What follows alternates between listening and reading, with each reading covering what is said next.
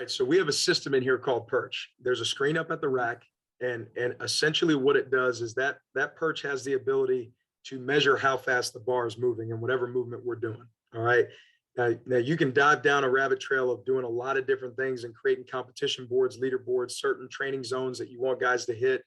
We do all of that, but at the most basic level, this thing is able to measure bar speed. It's also able to count an eccentric rep for the athlete. So we can program it to measure bar speed, to measure time under tension. We can program it to measure really whatever we want.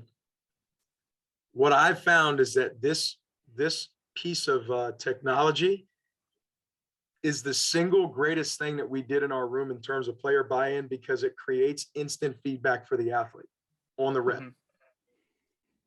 They're at the rack, they're cleaning, they're getting instant feedback on speed of the bar. They're squatting, they're getting instant feedback on speed of the bar. So when we program a range, it's also an ego check.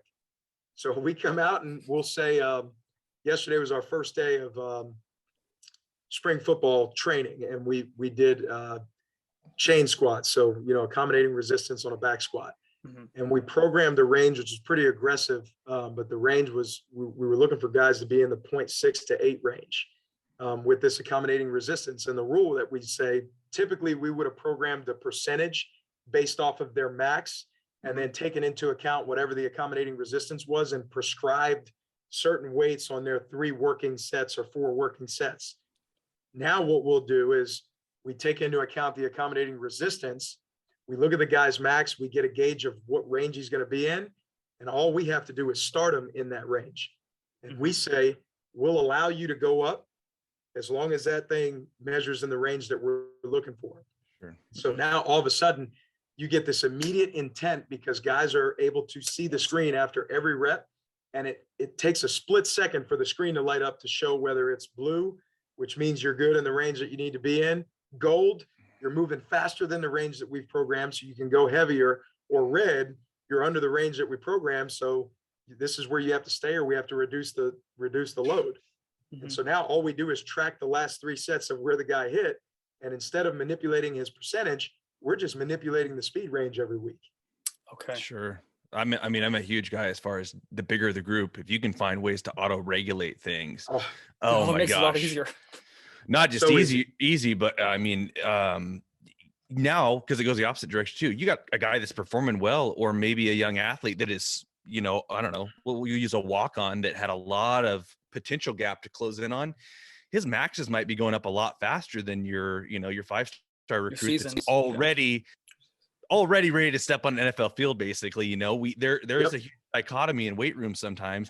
Well, now you're giving that guy that, or maybe the guy that's taking better care of himself too, and recovering better. You start to see these trends where, if you're ready to run, you can go a little bit, and you can kind of watch stuff like that, and some, unique, interesting things kind of can transpire. But that's cool stuff.